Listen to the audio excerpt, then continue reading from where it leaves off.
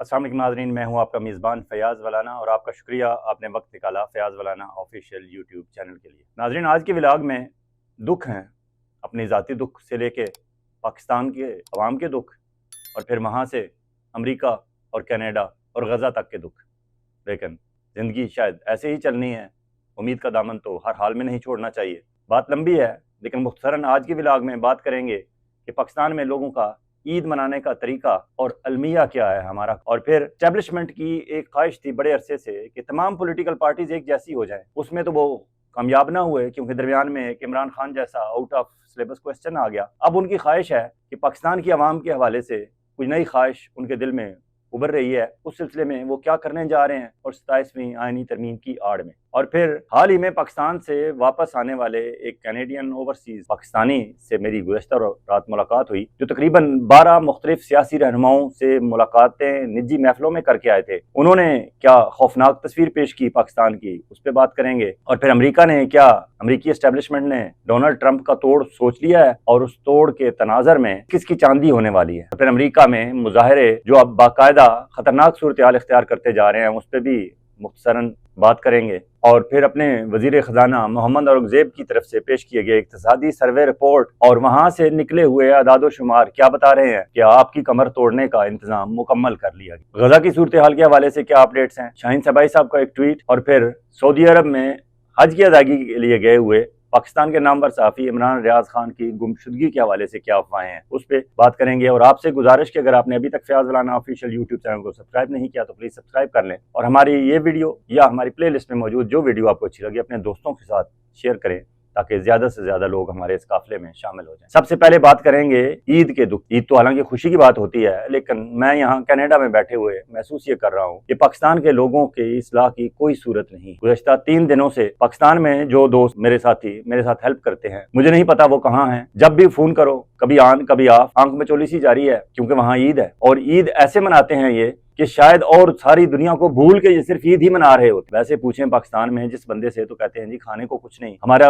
रोजगार नहीं है, हालात नहीं है, काम नहीं चल रहा, बस सख्त उदासी है, परेशानी है, मायूसी है। लेकिन ईद की छुट्टियां इतनी करनी है कि शायद दुनिया में कोई मुसलमान मुल्क में इतनी ईद की छुट्टियां नहीं होती। मेरे तमाम व्लॉग गुज़श्ता 3-4 दिनों से आपको लेट मिल रहे होंगे इस वजह से क्योंकि मैं तो यहाँ से धड़ाधड़ जो ही खबरें आती हैं बना के भेज देता हूँ। अब एडिटिंग का काम चूंकि पाकिस्तान में साथियों के जिम्मे किया हुआ है, वो ईद मना रहे हैं इसी तरह जिस तरह आप सारे लोग पाकिस्तान में ईद मना रहे हैं। यहाँ यकीन माने ईद वाले दिन मैं सुबह उठा, मेरे साथ जो साथी थे उन्होंने कहा जी मैंने 6 बजे वाली पढ़नी है। मैंने कहा चले मैं भी 6 बजे वाली पढ़ लेता हूँ। 6 बजे यहाँ एक ना अल्फला इस्लामिक सेंटर है, वहाँ 6 बजे गए, ईद पढ़ी। 2-3 वाकिफ जो बंदे दाएं बाएं थे उनसे गले मिले, वापस आए। जब मैं ईद पढ़ रहा था मुझे अंदाजा था कि ये जो लोग मौजूद हैं सुबह 6 बजे की ईद पढ़ने गए हुए थे, इनमें से 80 to 90% लोग वो हैं जिन्होंने फौरी तौर पर ईद पढ़ने के बाद अपनी जॉब पे जाना। 10% 15% ऐसे होंगे जिन्होंने छुट्टी ली हुई थी और जो इस तरह की जॉब्स करते हैं वहाँ सरकारी तौर पर। यहाँ कनाडा में आप साल में 2 रिलीजियस ऑब्जर्वेंस के लिए 2 छुट्टियां कर सकते हैं और उसकी आपको तनख्वाह मिलती है। एक हम बड़ी ईद पे कर लेते हैं, छोटी ईद पे कर लेते हैं। बाकी लोग जिनकी सरकारी जॉब्स नहीं है या मामूली छोटी कंपनीज की जॉब करती है, सेल्फ एम्प्लॉयड हैं और कोई इस तरह के काम करते हैं, उनकी छुट्टी नहीं है, उन्होंने जाना ही जाना है जहाँ पे। ईद पड़ी, वापस आए, कोई खाना साथियों ने बनाया हुआ, घर वालों ने बनाया हुआ खा लिया, बच्चों में ईदी तकसीम कर दी और बच्चों ने कपड़े पहन के कहीं पार्क में चले गए, कहीं सिनेमा में चले गए, कहीं बाहर थोड़ी सी उनकी आउटिंग हो गई। इसके अलावा ईद खत्म, दैट्स इट, इट्स ओवर। जिन्होंने कुर्बानी करनी है उन्होंने 4 दिन पहले ऑर्डर दे देना है, कुर्बानी वालों ने फोन करना है जी आपको गोश्त तैयार, वहां से ले आए, आप अपना बना लें, साथियों को भेजना है, किसी को भेजना है, that's it, Eid is over. Pakistan में ईद खत्म ही नहीं हो रही, 1 हफ्ता चल रहा है अभी तक ईद है वहाँ। इसलिए माजरत कि अगर आपको लगे कि मैं पुरानी खबरों पे बात कर रहा हूँ, मैं नहीं कर रहा, ये आप लोग कर रहे हैं क्योंकि आप ईद मना रहे हैं जो पाकिस्तान में बैठे हुए हैं। वहां से अगर आपको टाइम पे नहीं मेरा व्लॉग मिल रहा तो मैं कसूरवार नहीं हूँ, आप लोग हैं। आपने पूरी कौम का मिजाज ही ऐसा बनाया हुआ है, और भाई ईद पढ़ो, ईद खत्म, it's over, go back to work, लेकिन आपने नहीं जाना। और इसलिए फिर आप कहते हैं हम दुनिया का मुकाबला कैसा करें। आपको दुनिया का मुकाबला करने के लिए अपने आप को बदलना होगा, अपने एक एक अमल से बदलना होगा, वरना आप कौमों में बहुत पीछे रह जाएंगे। अब बात करते हैं कि 27वीं आईनी तरमीम में क्या आ रहा है। हमारा मीडिया उस पे, पाकिस्तान वाले मीडिया को तो खामोश किया हुआ है, बाकी जो मीडिया है उन्हें और चीजों में उलझाया हुआ है। इमरान खान रिहा हो रहे हैं, नहीं हो रहे, मुलाकात हो रही है, नहीं हो रही, कौन मिल के आया, बाहर आकर क्या कहा, अंदर क्या कहा, इमरान खान से मुलाकात किसकी होनी है, नहीं होनी, अलीमा खानम उनकी बहन है, उनसे मिलने का इशू इतना बनाया जाता है कि 3-4 दिन वही चलता रहता है, असल इशू से तवज्जो ही हट जाती है। और बिल आखिर पीटीआई वाले इस बात पे खुश हो जाते हैं कि मुलाकात हो गई बहन भाई, बाकी सारी चीजें वो भूल जाते हैं क्योंकि बहन की भाई से मुलाकात होने को इतना बड़ा इशू बना देते हैं ये हमारे एस्टेब्लिशमेंट वाले कि बिल आखिर जब मुलाकात होती है तो वो उसे अपनी बड़ी कामयाबी समझते हैं। इसलिए अब आते हैं 27वीं आईनी तरमीम में क्या आ रहा है। मैं इस तनाजर में कह रहा हूँ کہ پاکستان میں ایک ٹائم تھا جس وقت ہماری اسٹیبلشمنٹ یہ کوشش کرتی رہی کہ عمران خان بھی اس طرح کا سیاستدان بن جائے جس طرح کے پاکستان پیپلز پارٹی میں مسلم لیگ نون میں موجود ہے، کہ روایتی بیانات دیں ایک دوسرے کے خلاف، اپنی اپنی باریاں دیں، 4 سال 5 سال حکومت کریں، پھر آپ اپوزیشن میں چلے جائیں، پھر ان کی باری بدل جائے، پھر وہ حکومت کر لیں، وہ اپوزیشن میں چلے جائیں، بس باریاں بدلنے کا سلسلہ ہو اور روایتی بیانات ہوں، ایک دوسرے پہ تنقید بھی کی جائے تو سوچ سمجھ کے کی جائے، ظالم حکمران کے خلاف بھی بولا جائے تو ظالم حکمران سے پہلے اجازت دی جائے پھر بولا جائے، یہ چاہتے تھے، یہ خواہش تھی ان کی۔ لیکن مسئلہ ہوا کہ عمران خان تھوڑا سا ٹیڑھا آدمی نکلا، اس نے ان کی بات نہیں مانی۔ اب ان کی خواہش یہ ہے کہ پاکستان کے عوام اس طرح ہو جائیں کہ وہ منوان سب کچھ قبول کر لیں، جو اسٹیبلشمنٹ ہونے کہے اس کے آگے وہ ساری پاکستان کے عوام 25 کروڑ عوام شہباز شریف بن جائیں۔ وہ شہباز شریف جن کے بارے میں پنڈی والوں کے ترجمان منیب فاروق عرف منا کہتے ہیں کہ شہباز شریف کی ڈکشنری میں وائے کا لفظ نہیں ہے۔ ان سے جب بھی اسٹیبلشمنٹ اور chief of army staff field marshal Asim Munir کوئی کام کرنے کو کہتے ہیں تو وہ آگے سے وائے نہیں کہتے ہیں، کیونکہ ان کی ڈکشنری میں وائے کا لفظ کیوں میں یہ کام کروں نہیں ہے۔ وہ سلوٹ مارتے ہیں پہلے، پھر یس سر کر کے چلے جاتے ہیں اور کام کر۔ اب اسٹیبلشمنٹ کی خواہش یہ ہے کہ پاکستان کے 25 کروڑ عوام بھی شہباز شریف بن جائیں، ہر چیز جو پنڈی والے چاہیں اس پہ سر تسلیم خم کریں اور سب کچھ سموتھلی چلے، اور اس کے لیے 27ویں آئینی ترمیم آ رہی ہے جس میں پاکستان کی عدلیہ کی رہی سہی ساکھ وہ بھی ختم کر دی جائے گی، پارلیمنٹ کو بھی سٹیمپ بنا دیا جائے گا، اور تمام 4 صوبائی حکومتیں، آزاد کشمیر کی حکومت، گلگت بلتستان کی حکومت، ان کو بھی عملی طور پر مفلوج کر کے رکھ دیا جائے گا۔ نہ کوئی پولیٹیکل پارٹی بول سکے گی، نہ ہم پالیٹیشنز بول سکیں گے، اور پی ٹی آئی کا بندوبست تو 27ویں آئینی ترمیم کے دوران یوں کیا جائے گا۔ یہ میں انفارمیشن کی بنیاد پر کہہ رہا ہوں، میں نے جس طرح انٹرو میں بتایا کہ گزشتہ رات میری ایک ایسے صاحب سے ملاقات ہوئی جو ہیں تو اوورسیز پاکستانی کینیڈا میں رہتے ہیں، لیکن ان کے پاکستان میں چکر اتنے لگتے ہیں کہ ان چکروں کی وجہ سے ہم جب ان کی خبریں پڑھتے ہیں سوشل میڈیا پہ تو ہم سارے بھی چکر میں آ جاتے ہیں کہ یہ چکر کیا ہے، کہ یہ صاحب اتنے زیادہ آتے جاتے ہیں۔ لیکن گزشتہ روز جب ان سے ملاقات ہوئی تو میں نے انہیں لگے ہاتھوں یہ کہا کہ حضور آپ سے تو اٹھ کے ملنا پڑتا ہے، کیونکہ اگر آپ کی رسپیکٹ نہ کی تو کہیں ملک قاسم امان کا فون نہ آ جائے اسلام آباد پہ۔ اس پہ انہوں نے مزید وضاحتیں پیش کی، لیکن بالآخر خبر جو ان کی سے گفتگو سے نکلی وہ یہ، وہ تقریباً 12-14 حکومت کے اور اپوزیشن کے مرکزی سیاسی رہنماؤں سے اسلام آباد میں مل کر واپس آ رہے ہیں۔ ان کا کہنا یہ تھا کہ 27ویں آئینی ترمیم کے موقع پہ پی ٹی آئی کو عملی طور پر توڑ دیا جائے گا، اس میں سے تقریباً 40-50 لوگوں سے کہا جائے گا کہ آپ الگ اپنا فارورڈ بلاک بنائیں اور اس ترمیم میں حق میں ووٹ دیں۔ اگر وہ انہوں نے دے دیا تو ٹھیک، وہ فارورڈ بلاک بنے گا، اپوزیشن لیڈر بھی ان کا ہوگا، عمر ایوب سے بھی اپوزیشن لیڈری چھین لی جائے گی، اور باقاعدہ وہ لوگ سائن کر کے بتائیں گے کہ ہمارا الگ یہ گروپ ہے، اور ہم جس طرح راجہ ریاض کا گروپ بنا تھا اسی طرح کا ایک گروپ بنے گا، ان کا یہ اپوزیشن لیڈر ہوگا، اور پھر سارے معاملات وہی مل کر کریں گے، نئے چیف الیکشن کمشنر کے حوالے سے بھی اور باقی معاملات میں بھی، اور عمر ایوب کو فارغ کر دیا جائے گا۔ عمر ایوب تو نااہلی کی تلوار ان کے سر پر لٹک رہی ہے، وہ اس طرح فارغ ہو جائیں گے۔ جو لوگ 27ویں آئینی ترمیم کے موقع پر اس اپوزیشن گروپ میں نہیں جائیں گے، اس راجہ ریاض ٹائپ گروپ میں نہیں جائیں گے، لوٹا گروپ میں، انہیں نائل کروا دیا جائے گا الیکشن ٹریبونل سے، اور یہ خبریں تو پہلے ہی چلوا دی گئی ہے کہ پی ٹی آئی کے 40 سے 50 ایم این اے سے سیٹیں چھین لی جائیں گی، وہاں ضمنی الیکشن کرائے جائیں گے، اور وہاں پھر مسلم لیگ نون کے لوگ جیت کر آئیں گے، اور مسلم لیگ نون کو پیپلز پارٹی کی بیساکھیوں سے بھی آزاد کرا دیا جائے گا۔ مولانا فضل الرحمان سے تو وہ پہلے ہی آزاد ہو چکے ہیں، اور مولانا فضل الرحمان پہ آنے والے دنوں میں ان کے بیٹے کی مبینہ کرپشن کے حوالے سے دباؤ بھی بڑھے گا، اور مولانا کو تقریباً اس قابل بھی نہیں چھوڑا جائے گا کہ وہ آئندہ اپنے مدرسے کے طلبہ کی دھمکی ہی دے سکے، کیونکہ جے یو آئی کے اندر بھی توڑ پھوڑ کا سلسلہ شروع ہو جائے گا۔ یہ اسلام آباد سے خبریں تھی، اس لیے اور جب ججز کو اور پارلیمنٹ کو اور پولیٹیکل پارٹیز کو، سوشل میڈیا ایکٹیوسٹ کو، سب کو جب اپنے کٹ ٹو سائز کر دیا جائے گا تو ہر جگہ بہانہ یہ ہوگا کہ ہم یہ کر اس لیے رہے ہیں کیونکہ ملک کو ترقی کی شرح پر گامزن کرنا ہے، اور ایس آئی ایف سی اس ملک کی سیاہ و سفید کی مالک ہوگی۔ ایسے ہی جو لوگ آمین کہیں گے علی امین کی طرح، علی امین گنڈا پور کی طرح، وہ ٹھیک ہوں گے ایس آئی ایف سی کے کاغذوں میں، باقی سارے فارغ۔ علی امین گنڈا پور آپ کو شاید نہیں معلوم کہ انہوں نے کے پی کے خیبر پختونخوا کے تمام ریسٹ ہاؤسز اور تمام سیاحتی مقامات آرمی کے حوالے کر دیے ہیں گرین انیشیٹو کے تحت۔ اس لیے اب اگلے مرحلے میں باقی پاکستان میں جہاں جہاں مائنز اینڈ منرلز کے حوالے سے، کلچر پروڈکشن کے حوالے سے، اور اس میں بھی حوالہ دیا جا رہا ہے کہ جدید چائنا سٹائل ایگری پروڈکشن کے لیے کام کیا جا رہا ہے، وہاں بھی ایس آئی ایف سی قبضہ کرے گی، مائن منرل پہ بھی قبضہ ان کا، گلگت بلتستان میں بھی ان کا قبضہ ہوگا۔ اس لیے مکمل طور پر قبضہ ہمارے فیلڈ مارشل عاصم منیر صاحب کرنا چاہتے ہیں، اور اس سلسلے میں انہیں امریکہ سے بھی آشیرواد بتائی جاتی ہے کہ حاصل ہوگی۔ امریکہ سے انہیں آشیرواد کیا ملی ہے؟ امریکہ کی رپورٹس کے مطابق، اطلاعات کے مطابق اگر آپ غور کریں تو امریکہ میں ایک وقت میں امریکن سی آئی اے والوں نے اور پینٹاگون، امریکی ڈیپ اسٹیٹ نے دنیا میں 3 جرنیلوں کو ٹریننگ دی تھی how to take over your country. ایک تھے ہمارے پاکستان کے جنرل راحیل شریف, ایک تھے مصر کے جنرل عبد الفتح السیسی, اور تیسرے تھے نائجیریا کے جنرل بہاری. اب ان تینوں میں سے جنرل بہاری بھی کامیاب ہوئے ٹیک اوور کرنے میں اپنے کنٹری کو, مصر میں جنرل السیسی بھی کامیاب ہوئے ٹیک اوور کرنے میں, لیکن جنرل راحیل شریف یہ کام نہیں کر سکے. پھر انہیں ملازمت دلوائی گئی سعودی عرب میں اور وہاں بھیج دیا گیا, کیونکہ جب آپ ان کی گڈ بکس میں ایک دفعہ آ جاتے ہیں تو پھر ان سے ایک جگہ نہیں تو کسی اور پروجیکٹ میں استعمال کر لیا جاتا ہے, وہاں نہیں تو کسی اور پروجیکٹ. جنرل راحیل شریف تو یہ نہیں کر سکے, لیکن عاصم منیر ایک ایسا بندہ مل گیا امریکن ڈیپ اسٹیٹ کو, تو یہ اس خدمات سر انجام دینے کے لیے تیار ہے. اب امریکن CIA اور پینٹاگون پوری کوشش کر رہے ہیں کہ عمران خان کے حوالے سے یا اوورسیز پاکستانیوں نے یہاں جو general field marshal Asim Munir کے خلاف ماحول بنایا ہوا ہے اس کو نیوٹرلائز کیا جائے, اور یہاں عاصم منیر کا امریکہ میں دورہ کرانے کے بعد ان کے اوپر سرپرستی کا ہاتھ رکھا جائے, اور پھر وہ مکمل طور پر 27ویں آئینی ترمیم اور دیگر انیشیٹو جو ان کے ہیں, چاہے وہ گرین انیشیٹو ہے, چاہے مائنز اینڈ منرل انیشیٹو ہے, چاہے ججز کو پارلیمنٹ کو کنٹرول میں کرنے کے انیشیٹو ہے, SIFC کے اندر انویسٹمنٹ لانے کے معاملات ہیں, ہر ممکن بہانے سے ان کو مکمل کنٹرول کر لیا جائے اور وہ ٹیک اوور کر لیں.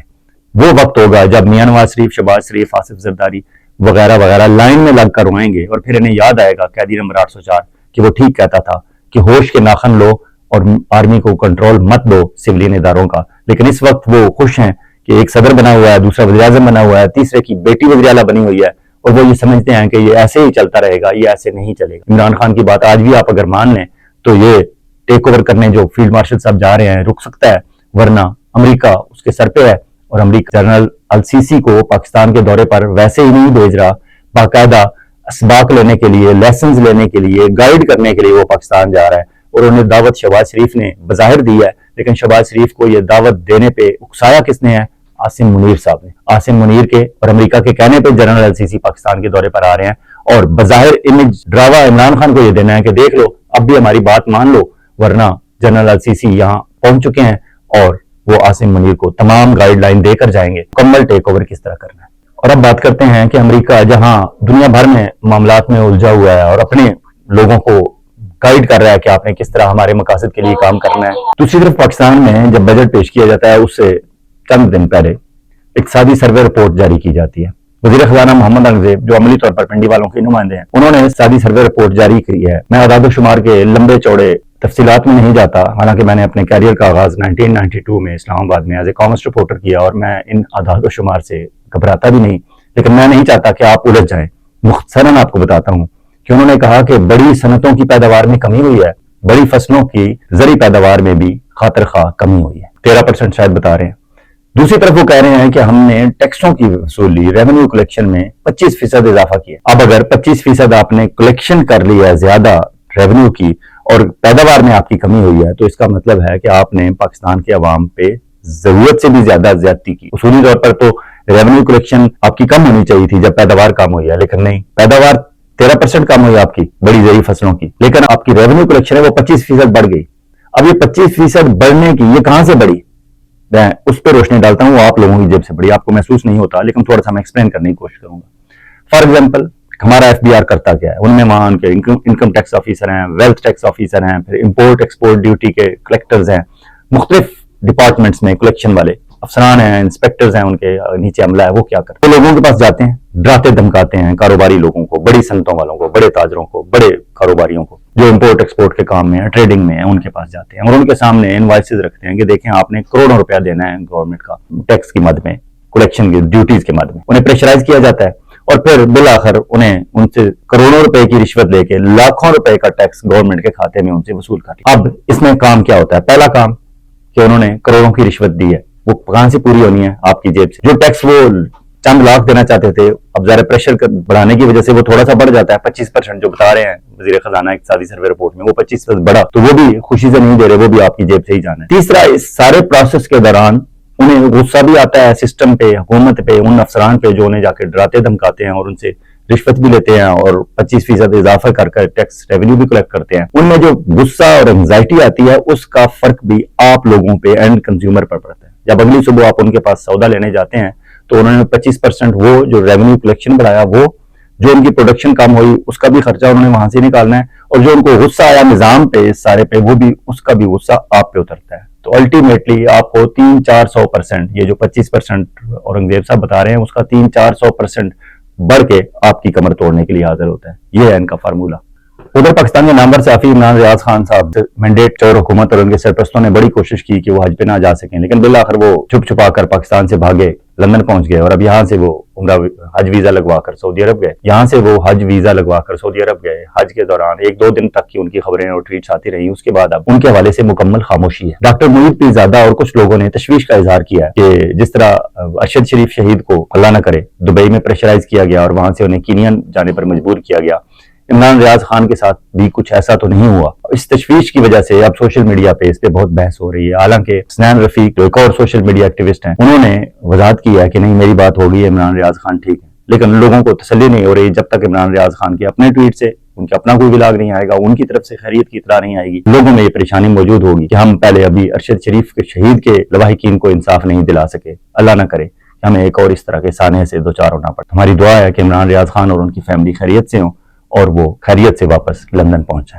پاکستان کے نامور صحافی شاہین صبائی صاحب نے ایک ٹویٹ کی ہے جنرل عمر کے بیٹے محمد زبیر کی پی ٹی آئی میں شمولیت کے حوالے سے. وہ کہتے ہیں، اکثر لوگ پوچھ رہے ہیں آپ کا کیا خیال ہے، زبیر عمر خان کی پارٹی میں شامل ہونا چاہتے ہیں. ایک جرنیل کے بیٹے آخر میں اپنے والد کی تعلیم و تربیت کے خلاف کیسے جا سکتے ہیں؟ اسد عمر خان کے ایک بہت مضبوط ساتھی سمجھے جاتے تھے، مگر جب وقت آیا اور ابا جی کے ساتھیوں کا دباؤ آیا تو پتلی گلی سے کھسک لیے اور ابھی تک زبان کھولنے کی ہمت نہیں کر سکے. محمد زبیر تو ان کے ساتھ ہی رہتے، کھاتے پیتے اور خان پر ظلم کرنے میں پوری طرح شامل تھے. عہدے بھی لیے اور مزے بھی کیے. مسلم لیگ نون میں تھے پہلے، یہاں تک کہ ننگی تصویریں بھی باہر آ گئیں. پھر چوروں کی آپس میں لڑائی ہو گئی اور دوریاں ہو گئی. اب اگر خان نے ان جیسے ہی بے ضمیر لوگوں کو اپنی پارٹی میں لینا ہے تو افسوس کا ہی مقام ہوگا. ابھی خان کی پارٹی اتنی کمزور نہیں ہوئی کہ دشمنوں کو ہی گود میں بٹھا لے. اگر ایسا ہوا تو پھر مقام عبرت اور مایوسی ہی ہوگی. اگلا لیڈر پھر خواجہ آصف، پھر رانا ثنا اور پھر شہباز شریف بھی لائن میں کھڑے ہوں گے. یہ شاہین صبائی صاحب کا خدشہ ہے. اور اب غزہ کی صورتحال کے حوالے سے آپ کو بتاتے چلیں کہ چند روز پہلے یورپ سے ایک فریڈم فلوٹیلا روانہ ہوا تھا جس میں اٹلی، فرانس